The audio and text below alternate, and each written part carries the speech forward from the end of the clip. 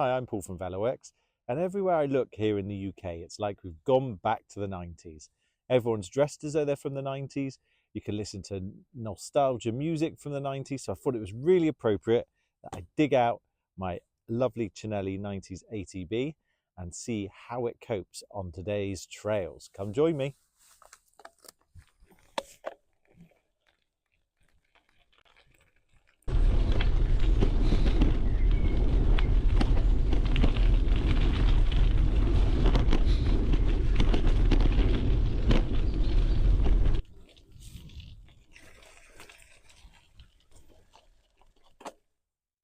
So we're here at the Ashton Court Trails in Bristol. I believe we're on the Supernova Trail at the moment.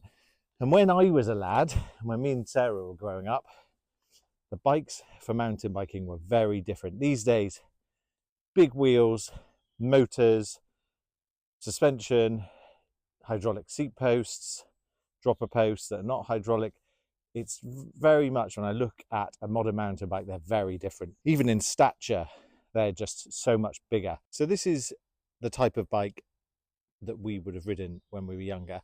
This is the exact bike that Sarah has ridden for 20 years and what she was riding when she first got into mountain biking. So it's got like 100 to 120 mil travel on the front.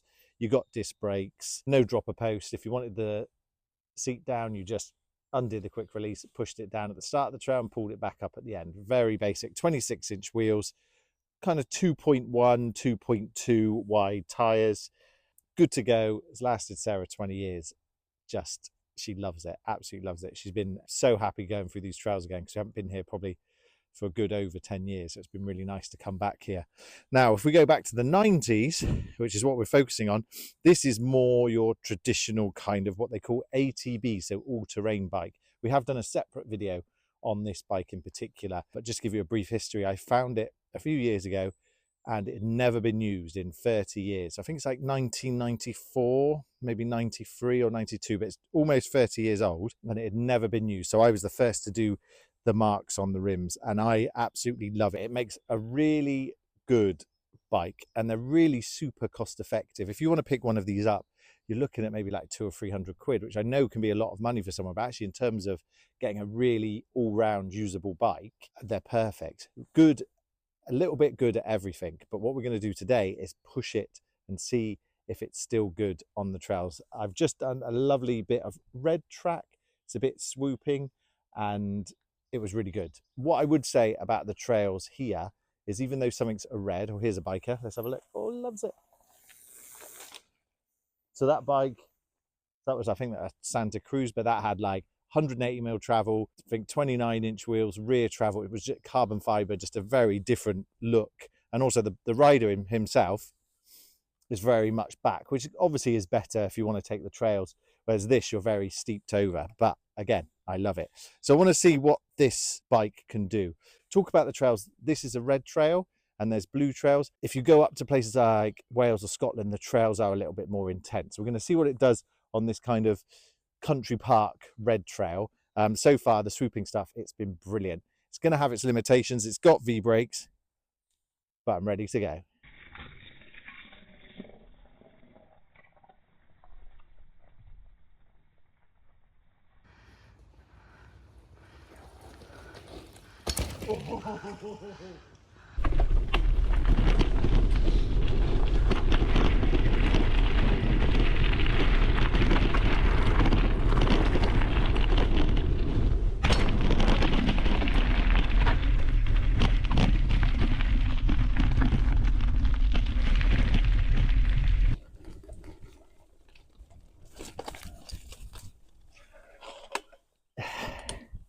The 90s were a glorious time for mountain biking. It was a time when you actually went to a bike shop to make a purchase.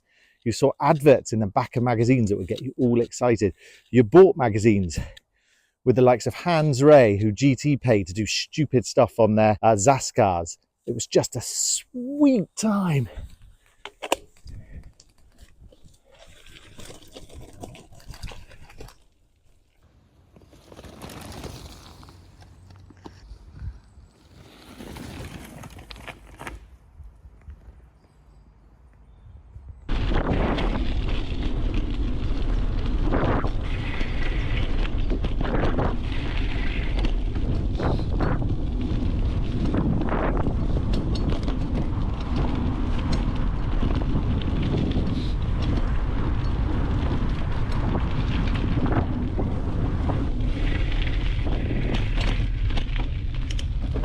So the bike feels great, especially at the flowing single track. But what are the pros and the cons of having a bike like this? Let's start with the cons, because I want to end with the positive because I love this bike. So cons, we don't have any suspension, not great on the wrists. Not great, I would say, in very rooty terrain. Still does it really well, but yeah, it's nice to have that forgiveness when you've got loads of roots and loads of rocks, but it's still perfectly manageable. You don't have a wide loads of tyre choice. Usually on all these ATBs around by the chainstay, they're always quite thin. So this bike would really struggle with a 2.2. I have a feeling that these are actually like a 1.95. So you're a little bit limited on tyre choice. And then because everyone's gone towards 650B, 27.5 and 29s, manufacturers don't offer loads. So there's a little bit of a limitation there. The angle is quite steep. So obviously that's really good. Maybe a bit more racier angle. Depends what type of trails you're doing. You might want to be a little bit more relaxed, or you want a little bit less pressure on your hands. For me, it's a really nice riding position. I guess the big one is the brakes. Now, my personal view is you can't beat a strong set of rim brakes. So for mountain bike, these are cantilevers where there's a lot of cable that operates them, and you also get V-brakes. I've got V-brakes on my touring bike and they are amazing. I think generally braking on here at this angle away from the hub is a stronger place to brake, but obviously disc brakes are better. They just are. So that is a bit of the downside. Braking in the wet, I haven't noticed much braking difference today, but it's nice and dry. But braking in the wet, very squeaky, and you have to make sure that you kind of almost dry the rim before you do a full-on brake. So yeah, definitely the brakes are a bit of the downside. You also need wheels a lot. So if I took this bike on these trails all the time, the fine grit would just eat away at the pads, and they would also eat away at the alloy rim. For me, I'm really happy to take that disadvantage with the brakes. I don't do the same kind of mountain biking that I used to do. So for me, having some nice brakes, some really nice old school cantilevers isn't a bother for me. So I think I've covered it. Let me know if you feel as though there are any more cons. We'll go on to the pros.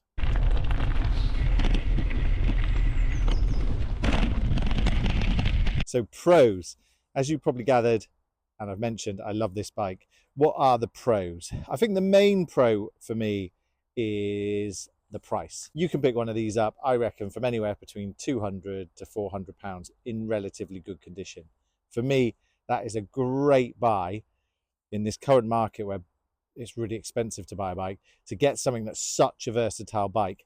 It's not going to win any downhill races. It's not going to win any gravel races. It's not a folding bike. It's not a brilliant commuter. But what it is it's good at every little bit of those bikes, so every genre, and it still makes a really good mountain bike for a very nice flowy trail. I just did a drop off and it's not too bad. I wouldn't go out and do that all the time, and I'm not really looking for that type of riding, but it is wonderful. I think that all the components on these bikes, this is Shimano Dior DX, and as mentioned, there is a video where we go into the bike a little bit more. They're proper components. They last years and years and years. Another thing with these bikes is you've got 21 gears. I think 21 on this one. 21. I mean, that was like when I was younger. Oh, let's have a look. This won't go as fast as that. So that is a little con of this one. He was really giving it some then. And I guess that is what is brilliant about modern mountain bikes. But going back to the gears, when Shimano SIS came out as a 21 speed, woohoo, it was off the chart. You know, we're only 20, 30 years on from that, you know, and these bikes are still super usable. There's a huge throwaway culture. I know that there's loads of these sat in people's sheds not being used. I reckon they should come out and be used, because they were in lockdown. 26-inch wheels came back in lockdown. We couldn't even find an inner tube anywhere because everyone was gravitating back to these bikes that they had when they were younger. So I won't waffle on anymore. Pros: super comfortable bike, good at everything, still really good at very entry level swooping mountain biking, great load of gears, and just a beautiful statement piece. So super happy. Ooh. So thanks for joining us. Hope you enjoyed the video. going back to the 90s with this lovely Cinelli ATB and Sarah's Kona Pahoe Hoey. I love this bike. I think it's great. I think it's had a real purpose, as I've mentioned, in today's world. Let us know what you ride or what you have ridden in the past, and let us know your experience of riding 90s mountain bikes. See you next time.